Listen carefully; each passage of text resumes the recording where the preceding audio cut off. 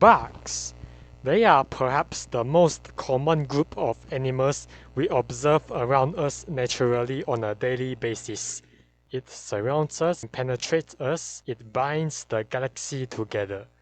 Even though some of us might not even recognize them as an animal in the first place, wherever those people think bugs should belong, last time I checked, insects are not plants or chromists. But I believe we can all agree that bugs are weird. They evolved very differently from our dogs and cats, and as a result of that, we see them very differently from other animals that we would feel more familiar with if one were to give an example of an animal. Because that's exactly how we were taught from a young age. That we were to divide animals big and small into two groups in a dichotomy. Vertebrates, those with a backbone and in extent other bones, versus invertebrates, those without it. This right here is the legalized segregation of species happening right beneath our own eyes, and we let them happen. We classify animals similar to us to those of our own and group out the bugs, the crabs, the worms, and the squids in a made-up, derogatory, non-existent taxon that is literally labeled as not us, invertebrate, not vertebrates. One inkling of a step distancing us humans from the fact that we share the same evolutionary course with them, just so that we can accept or even worse, justify the agenda made up to villainizing them, sowing distrust in the effort to distract us from focusing on our common enemy, the sheer thought of bugs being aliens that come from another planet has a stupid basis solely on the way that we cannot even comprehend how animals on the further side of the family tree of life may have looked a little bit different from us. It is the ultimate insult made to mock and belittle the diversity of life itself, the wonders it can achieve, and the complex history of evolution. For while this oversimplified worldview of the animal kingdom isn't inherently untrue, it is not a proper way to view at the so-called invertebrates. If we were to learn a thing or two about them, there are more species of beetles than every vertebrates combined, so grouping them all together would easily cause a misconception that they are all related in some way or form. Which finally brings about the topic of today's video, bugs and worms. Bugs are traditionally referred to insects, but I will be using it interchangeably with arthropods as a whole for a lack of a better term to use. Worms, on the other hand, oh boy, I could do the same thing but apply it to the annelids, earthworms, leeches, bobbitworms, but there will be a major dishonesty towards many other unrelated groups of animals that are also traditionally viewed as worms, like for example, sea cucumbers. Looks like a worm? Wrong! That is an echinoderm closely related to sea stars and is closer to us than to any other worm. Roundworms? Wrong! That is an ecdysozoan closer to bugs than to earthworms. You get the point. And then we have this guy, a velvet worm. This tiny animal has a general body plan similar to that of centipedes, long, many legs, carnivorous, and two antennae on the top of their head to sense the environment they live in. But look closer. It possesses neither the hard shells or the segmented foot that makes a bug an arthropod. This resemblance is merely a product of convergent evolution, their ancestors evolving independently but ultimately results in similar looking traits, merely because of their lifestyles being more or less the same. So, velvet worms are worms after all, right? Things are more complicated than that. Worms, although having annelids as their official poster child, and as I said, it is a broad term that includes animal lineages from all over the place that just so happens to shape exactly like a worm. again due to convergent evolution. Bagworms, roundworms, and shipworms are all prime examples of this situation. So we should look even more closer. Arthropods, although not recognizing velvet worm as a part of their massive phylum, they themselves are a part of an even larger group of animals called ecdysozoans, animals that shed their skin, with arthropods being the star that shines the brightest. But it also includes other lesser-known relatives that broke off before the end of the Cambrian period, which includes priapulid worms, the guy that got confused to be our ancestor, roundworms, and lo and behold, velvet worms, differentiating themselves from other invertebrates like mollusks and actual annelid worms. So they are bugs after all. They have more stuff to do with worms. We will get to that in a bit. Let's dive deeper into velvet worms. Velvet worms are generally referred to members of the phylum Onychophora, carrier of claws. Normally distinct members across an entire phylum will have their appearances to be vastly apart, but velvet worms just so happen to look the same across the entire thing. So whatever. Velvet worms are terrestrial soft-bodied animals that lives in areas with a lot of moisture and does not grow very large in size. The largest species in the world only reaches up to 22 centimeters in length, about the length of a straw.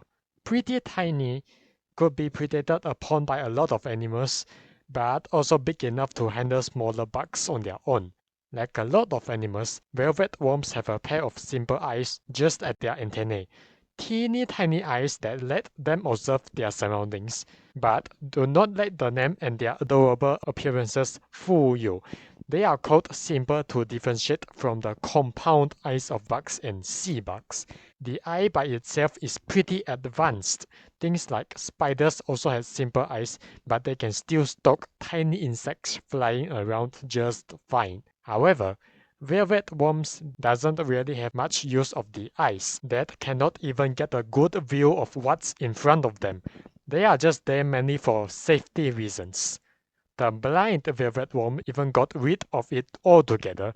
What they are good at is move around their long flexible antennae and feel things with them, like how a snail does it. The entire body of a velvet worm, from the tip of its antennae down to the edges of every single leg, is packed with countless, even tinier warts sticking out of its skin, looking like speckles of sugar coating the outside of those gummy worms. These are the dermal papillae, bumpy structures on the skin with tiny hairs at the top of each one of them that makes the worm more sensitive to the touch. And if you were to glide your hand along the skin, the texture kinda feels like velvet. That is what gives the worm its name. The skin is waterproof from the outside, but is unable to prevent water from constantly drying out of its soft body. That is why they can only cower in damp corners where the sun doesn't shine and begin their hunt at night. Even though the pair of antennae is equipped with chemoreceptors, of which they may or may not use to locate their prey based on scent, velvet worms are more used to tracking down their prey by their skin being incredibly sensitive to any mechanical movement, not by some half-witted insect randomly bumping onto them, but by the movement of smaller insects alone. It leaves a slight disturbance in the invisible air current, which might not have been a big deal if it weren't for the skin of velvet worms' ability to recognize every gust of air that went by, leading them directly to their dinner. Upon identifying a possible prey item, they pull out a secret technique unseen from the animal kingdom, from the oral papillae that quickly shoot out two streams of slime to incapacitate their prey, but no, they are quite reluctant to do that. Alright, let's talk about the slime, the signature weapon of velvet worms. The concept of slime by itself is a very common thing in the animal kingdom. It is composed of chains of proteins trapping a large amount of water.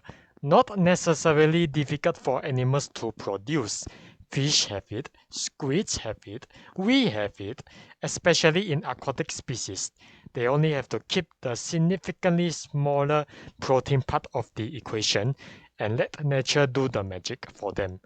That is why hagfishes can produce this ridiculous amount of slime, a luxury which unfortunately does not apply for our terrestrial velvet worm. The tiny nozzle is at the tip of an enormous slime gland, stretching more than half of its body length, but due to the fact that they need to keep all that water inside, there's only so much slime that can actually be stored, so they cannot just shoot them out as they please. But at the end of the day, they still got to use them. Those priests are not gonna get stuck themselves if the slime never gets shot in the first place. So when they finally get to use it, they spray it all over the place in a particular order. You see, the part of oral papillae which are used as a nozzle to shoot the slime is a rather misleading name. They are repurposed from those stubby little legs, which gave them just a tidbit of length to flex around when the slime are being shot at high speed, changing the direction of the stream and creates a net. This right here is their trump card. Velvet worms by nature are slow and sloppy, which, when brought onto the table of the world of bugs, known to be speed, fast, unforgiving, would have brought them to their own doom long ago. But if you were to disrupt them just enough to stop them in their place, speed might as well not be this big of an issue. Velvet worms have a circular mouth. This is not quite commonly kept by other animals, but is basically used by the ancestors of all animals back in the day, getting discarded as time went by in favor of the more useful jaws. And so, although velvet worms can straight up freeze their prey in their place, they are not very bright at doing the actual eating. First up, they inspect the compromised prey for a soft spot to break through, while also eating the dried up slime in the meantime, not gonna waste it. Hidden inside the circular mouth, the velvet worm will then pull out something you might not expect. Two curved jaws shaped like a pair of scimitars. A pair of jaws inside a circular mouth cannot help themselves but feel a bit out of place. How come? These jaws are really just modified claws. They became what they are to serve different jobs. These are the hardest body part on this fragile, soft-bodied animal. And in a manner similar to bugs, they puncture the weak spot, dissolve the innards, slurp it up, and went back to work. Velvet worms are creatures of wonder, made up of fantastical body parts that look like different features of various animals taken separately and then being fused together into a chimeran monster worm, but somehow end up looking pretty adorable. However, there's one part of it that is totally unique to them and doesn't look like they had belonged to other animals. I'm talking about their stubby little legs. These are called the lobopods. Ah, lobopods, said the velvet worm. Now there is a name I haven't heard in a long time. At the very, very beginning, during the dawn of all animal lineages that we see today, superphylum Ecdysozoa had split off from the rest of the animals by their ability to shed their skin. That's it. Well, it was a simpler time back then. You are either a moving dumpling or a worm. Kinda weird that something along the lines of this would eventually give rise to this. But wait, before all that, before the bugs, before the arthropods, there were the lobopods. A lobopod is a leg derived from a lobe extending from the main body, in contrast to those being divided into many segments separate from the thorax.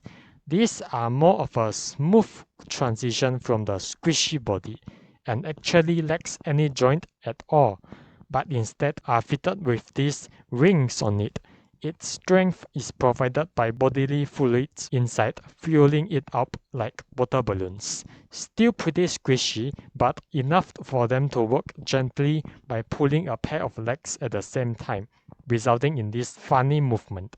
Normally, when we talk about various bugs and sea bugs as a whole, we would refer to them as the arthropods, but that is unsuitable to be applied here since we had already established the legs to be lobopods. So for the sake of clarity, they shall be named as lobopodians. As an early bird that saw and basically took all the job opportunities that appeared by changing the length, shape, and function of their lobopods, they had adapted to all sorts of different ways of life, coming from the vast range of food choices in the early Cambrian seas that they chose to focus on. But not herbivores, hold the veggies! And among them, class Cenusia is the oldest group of lobopodians. It is a paraphyletic taxon connected by the members' shared characteristics of utilizing their legs to do all the fun stuffs on top of the boring walking, or just do the boring walking. Starting with Mr. Hallucigenia, the superstar, having the infamous history of its fossil being hilariously flipped upside down, walking on these giant stilts, and have the lobopods on their back, which they thought was supposed to be tentacles used to snatch unfortunate prey from the sky. It was not until 14 years later, in 1991, they realized how stupid that was and flipped it right side up, for which they quickly found out they got it wrong horizontally too. The part that looked like a head was its rear that exploded sometime after death and leaked a bunch of innards out. While the hairy buttocks is the actual head, at last, the hallucigenia can rest in peace without people for the rest of eternity thinking it to be the only bug with a documented hairy butt. The real hallucigenia simply ends in a pair of legs, pretty common for the other Sanusians. Unlike velvet worms, hallucigenia have long and slender legs, which also end in claws. Paired with the body itself being long enough already, the numerous long legs give it an ethereal, eerie feeling to look at. Like, rather than a relative of velvet worms, it might as well be a relative of house centipedes of all things. Truly a nightmare from your hallucinations. Even more intriguing, the first pairs of legs had their claws removed and became these tentacles that used to do stuff. Oh, and of course, we have to talk about the spikes.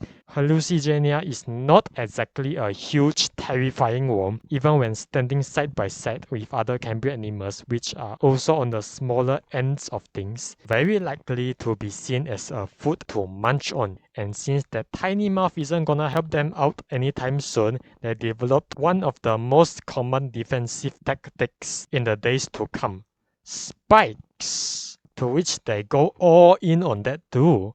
Now, to be clear, there are a lot of wild-looking Sanusians that can be loosely called hallucigenia, with tiny spikes just enough to get the job done. Some don't even have spikes.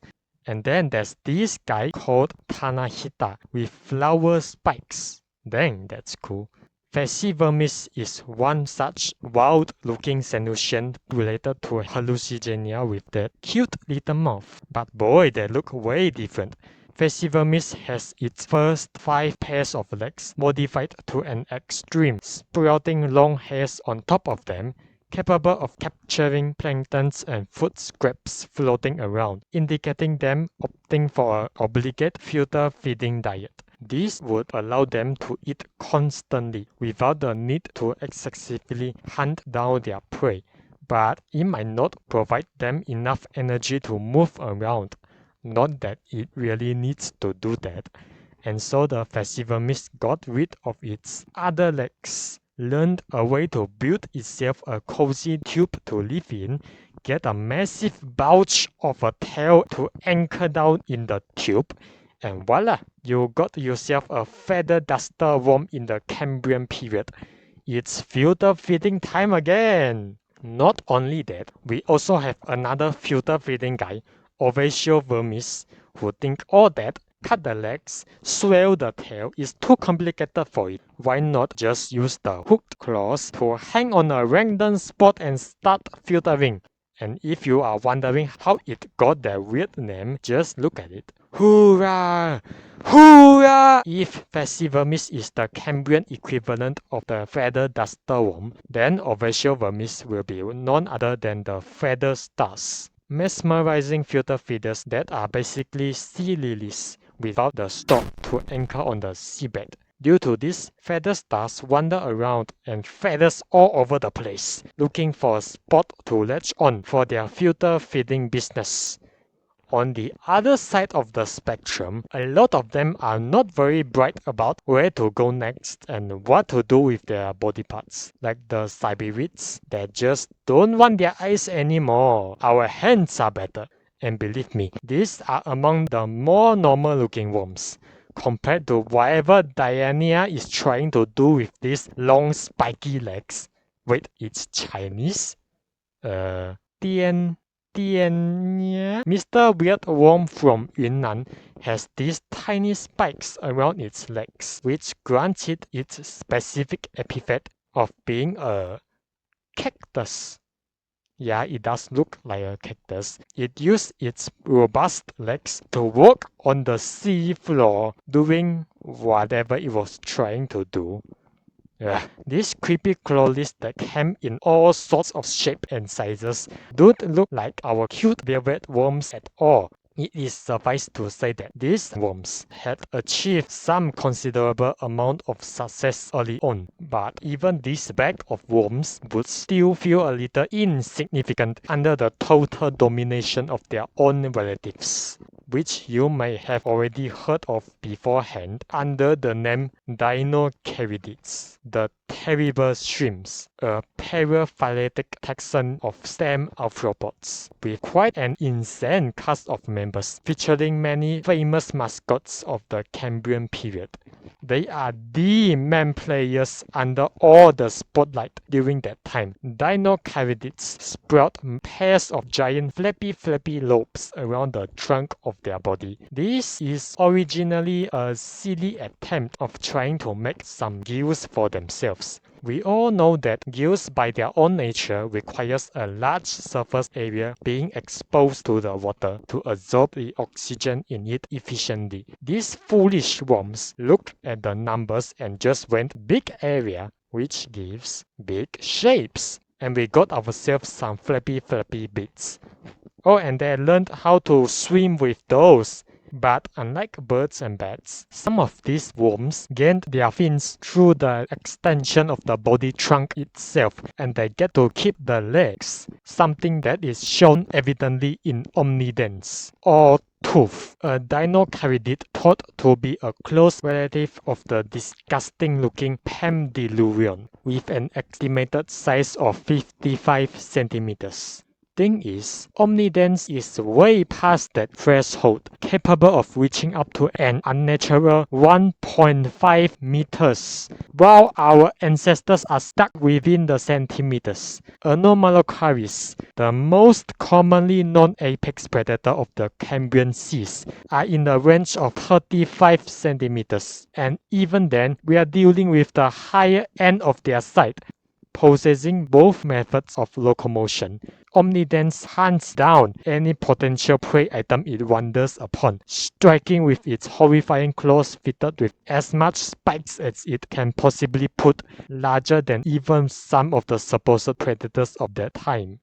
If the omnidens are gargantuan great whites using size as their advantage, then this will be the agile mako, outmaneuvering even the fastest swimmers, the dreadful sisters, Mobula vermis, and carry the claw of proclamation. These swimmers does not have the extra pair of legs dragging them down, which allows them to freely zip around the ocean, steering themselves with a long whip-like tail, while the terrors of their giant claws spread across the seas. And then we have funny little guys like lobopodians. Why do you even need 5 eyes? And what's with the elephant trunk? Where do you even get that from? Turns out, when you fuse two surfaces together, it becomes pretty good at grabbing objects. In this case, it's the antennae claws that got modified for who knows how many times already. These lobopodians got an awesome body plan to start with, and the early success had led them to some experiments to get better against one another. Which brings us to the radiodonts.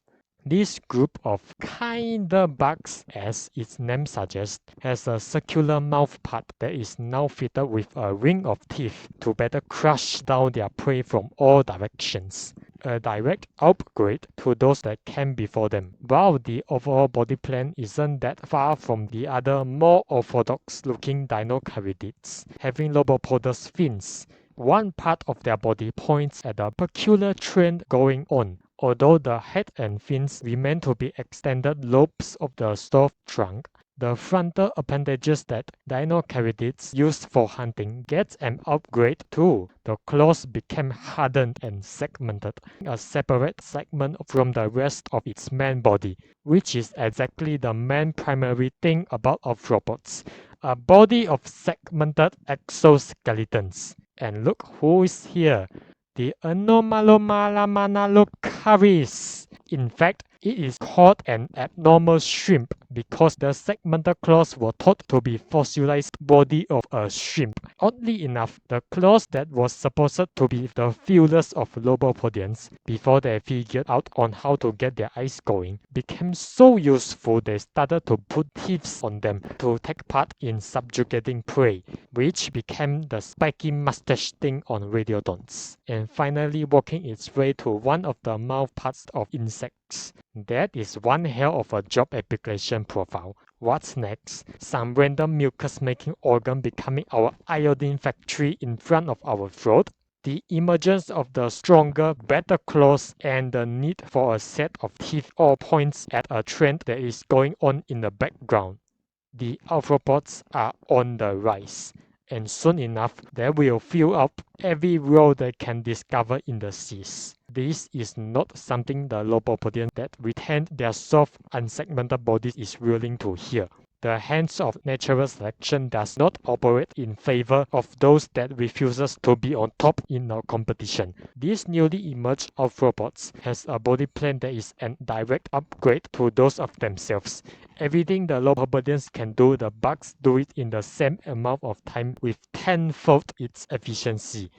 As of right now, they are yet to uncover their full potential. There is still a considerable amount of time before they get replaced by bugs inevitably.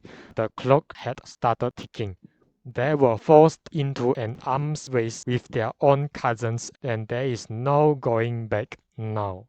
And yet, if that is just the case, it would not be as devastating to the lobopodians back then, because unbeknownst to them, the countdown is much shorter than they previously assumed to be.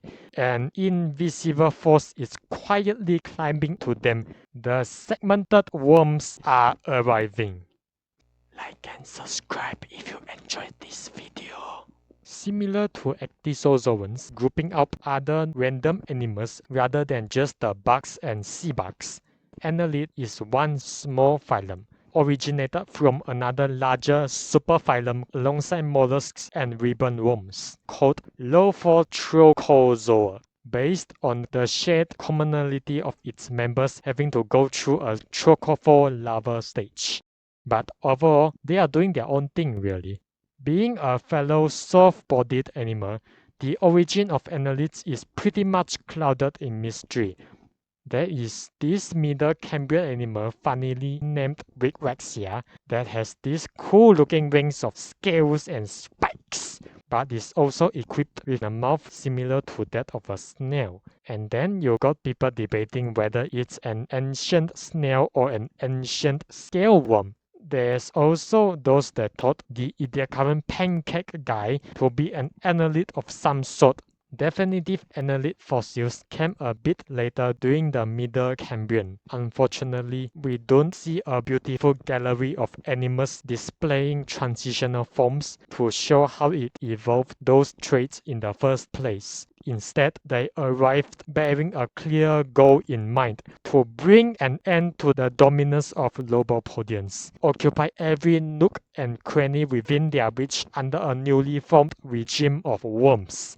We got ourselves some polychaetes, the Bristol worms. Ever since the very first traces of animals appeared in our fossil record, the concept of a worm isn't that unheard of. The priapulid worm has a body that looks kinda segmented, but is actually an ancient ecdysozoan during the Middle Cambrian and made their way into the modern era. It shares the same mouthpart as Diluvian. Oh, I love saying that name. It sounds so futuristic. Priapulids are ambush predators that dig underground burrows towards their prey. They will occasionally go upwards and take a tiny peek to adjust their digging orientation. While we don't really got any evidence for priapulids to exist before we know they do so in the Middle Cambrian, their burrows can actually become a fossil too, an ichno-fossil. In fact, we got fossilized burrows of the exact shape at the very end of Ediacaran, indicating priapulids, or at least something similar, to be one of the culprits that oxidizes and destroyed the thick microbial mats that once covered the seabed, ending the biota that relied on the mat, and jump-starting the Cambrian period that gave birth to most of the animal phylums today. Moving back to polychaetes, the secret weapon that made both of them so much more successful than the other worms is already in their name: the legs. These are the earliest polychaetes that contributed to the downfall of lobopodians. Their movement around the sea is controlled by the parapodium, the answer to the success of lobopod. This signature structure of the polychaetes are tiny protrusions on both sides of the body, capable of moving on their own.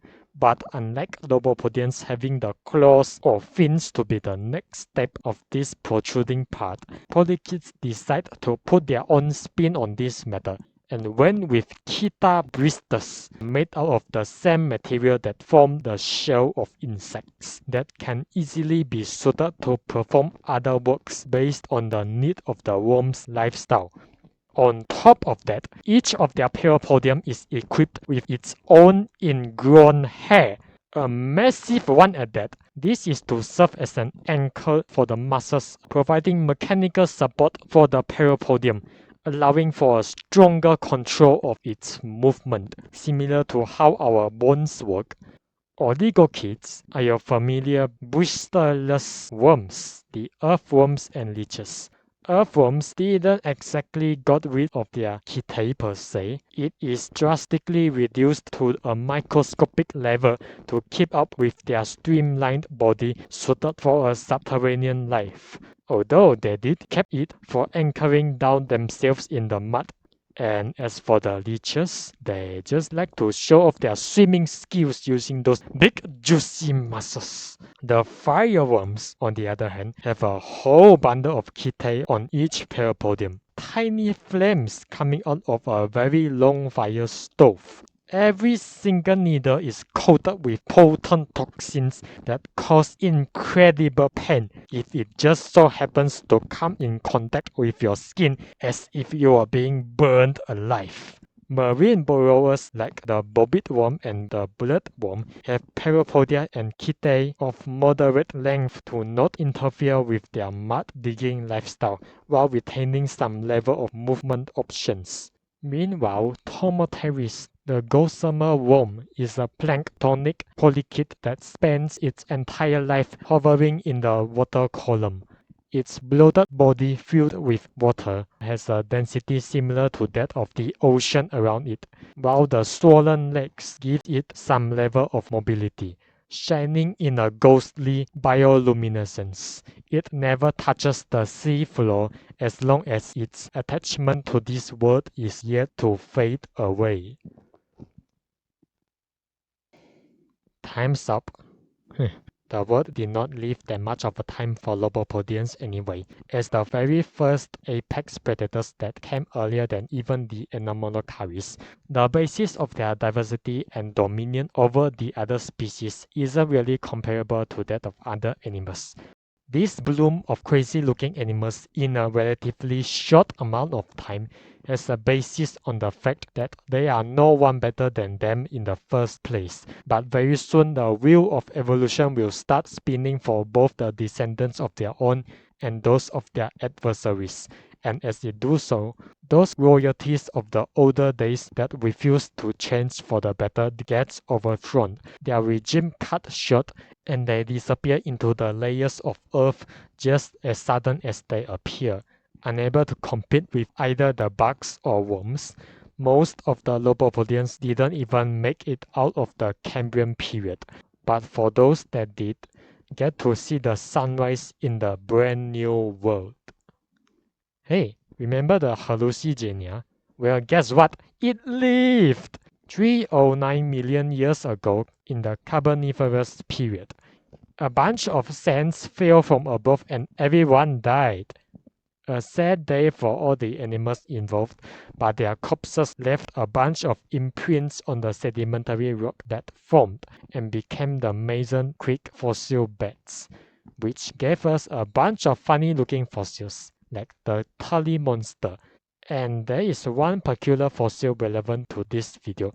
It had a lengthy cylindrical body, but still pretty tiny nonetheless, just about 35 millimeters. Unlike the various sea scorpions and horseshoe crabs that got buried together in this watery grave, it had long stubby legs as if they were tubes extending from the main body. The tubules of Carboniferous, a close relative of the hallucigenia. Its retro body plan had long become a burden. It saw the rise and fall of many factions throughout the times, left to tell its final tale of a strange-looking worm before disappearing forever. In the same fossil bed, a bizarre-looking spiky worm got unearthed during 1865. Paleocampa, the ancient caterpillar, was thought to be a caterpillar of some sort, even though we are not very sure if butterflies and moths existed this far back then, due to them simply floating above water and rots away without touching the sediments, leaving just a handful of fossils behind. But there's also something about Paleocampa. Remember that insects have 3 pairs of legs and butterflies are insects? Except for caterpillars, cause they obviously have more of them. Yeah, no, wrong! Caterpillars do only have 3 pairs of legs. These ones behind are improvised legs that they came up with the other day. That is why they look different and disappears in the adult stage. Knowing this, if we look back on Paleocampa, yeah, no, all the legs look the same. In 2004, it got reclassified as a fireworm given its striking similarity. But in July 2025, not that long ago when this video is published, people remembered Paleocampa exists. We visited it, and guess what? It's a Xenosian. Although the lobopods are not segmented, they have these rings of skin covering it that is non-existent in polychaete Parophodia. Adding onto the fact that scanning of its bristles suggested that their structures were pretty different to those of the polychaetes, having these castle walls on its tip. So after all this, let's rejoice as Paleocampa had officially become the first non-lobopodian to live in freshwater environment. Oh, and the spikes are poisonous apparently. These spikes are hollow on the inside and would leak out some fluids that also gets fossilized. They did a little more scanning with the fluid and found aldehydes in it, an organic compound commonly used by animals to make toxins. I would have advocated for lobopodians to make a comeback, but I am more than grateful about us being spared of another worm with toxic spikes. Why do they always have to come together? things are not going better for the dinocaridids by much. They are excellent swimmers for sure and did manage to probe for some more possible lifestyles, like the Agiocassis, the largest radiodont that worked its way past the Cambrian period by giving up its well-known strategy of chasing down prey and opted for even smaller planktons. It's filter feeding time. This 2-meter long prehistoric whale had successfully avoided various rising competition, but an outdated model of a body can only bring you this far. Devonian is eerily quiet for these legendary predators. Schinderhannes, the last remaining of the terrible shrimps, long lost are all its former glory during the Cambrian. What they got instead are countless compromises to the changing times, shifting their parts around, making them specialized under the fear that they might fail to keep up with their prey one day, as more and more complex life forms appeared in the ocean. To make sure dinocaridids stay relevant to the times no matter what happens next. Okay, I'm not pronouncing that. Clings loyally onto the 2 grappling claws that followed them since the very beginning. They await for a renaissance that never happened to them. And as for the velvet, wait. Hold on with me for a minute. We are not there yet because we have a special guest today, someone you might not expect. The tardigrades. Why are you in my video about velvet worms? What are you doing here? So apparently, tardigrades descended from lobopodians and kept those structures around.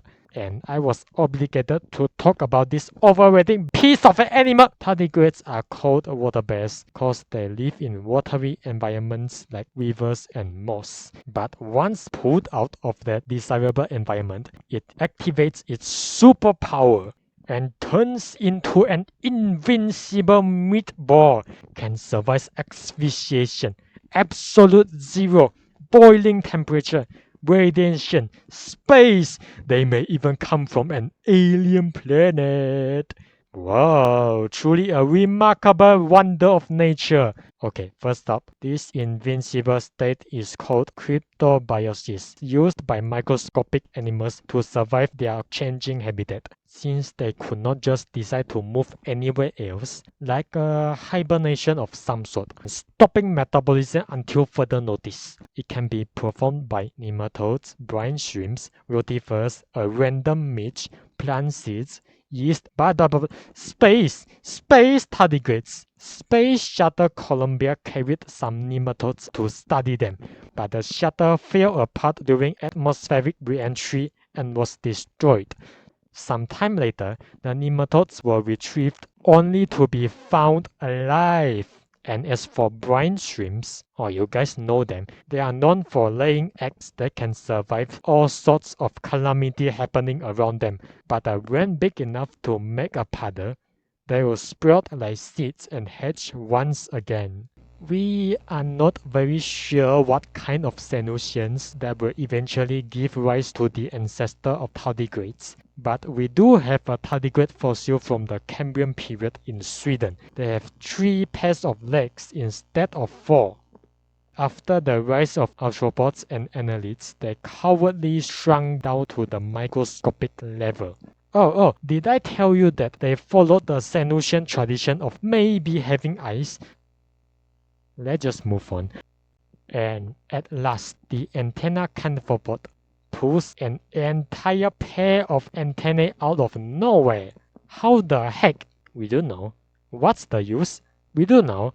While the antennae can have similar appearances, the lower pair are quite apparent to be shorter than the top ones, which might suggest them being what they had been doing all along, modified legs, which, if you remember correctly, might just be what will eventually become the slime papillae of velvet worms. Yep, alongside the teeny tiny eyes just at the base of the topmost antennae, antenna canthropod is our best candidate to be the closest family member of the velvet worms during the Cambrian. And the tail thing you say? They are thought to be flexible tendrils that they can use to do stuffs, but it might just be internal organs dripping out of the corpse. In the Mason Creek fossil beds again, during the Carboniferous period, Helenodora inopinata, Helen's gift that is unexpected. That's cute. Even though they appear to be pretty similar to modern velvet worms, there's still quite a bunch of questions about this guy. Like, do they live on land? Or are they aquatic just like those that came before them? Do they have claws and all? Cretoperipatus, the Cretaceous wanderer, have a thing to say about it. Its fossil is preserved as a rather uncommon method. It got trapped in an ember, mosquito style, and during that time, the lobopods quickly rots away, leaving the claws hanging randomly in the ember. We still cannot decide on one thing about Helenodora other than it having an adorable name. And at last, our story rounds up right back to the velvet worms. They may have looked not that far apart from their modern counterpart throughout the history, but these pioneers had been there alongside all different factions of terrestrial animals. They witnessed the rise of dinosaurs and its ultimate fall from grace, eventually building up to the velvet worm we all know and love. As of right now, velvet worms don't exactly qualify to be a successful group of animals. I mean, the entire phylum looks the same, being stuck in its position, unable to move forward and spread their influence. But in the wet underworld of forests filled with moisture and decaying leaves, this is where the velvet worm feels right at home. Velvet worm lays eggs, but some of them have decided they are giving live birth now. Those that went all in developed placenta to feed embryo before its birth. Evolution had yet to give up on this legendary form of life. A lot of Cambrian animal lineages never get the opportunity to leave their offspring to tell the tale for the days to come. We were just the children of those lucky ones after all the extinction events. What would they may have looked like if given the chance? Truth is, they had been there with us all along.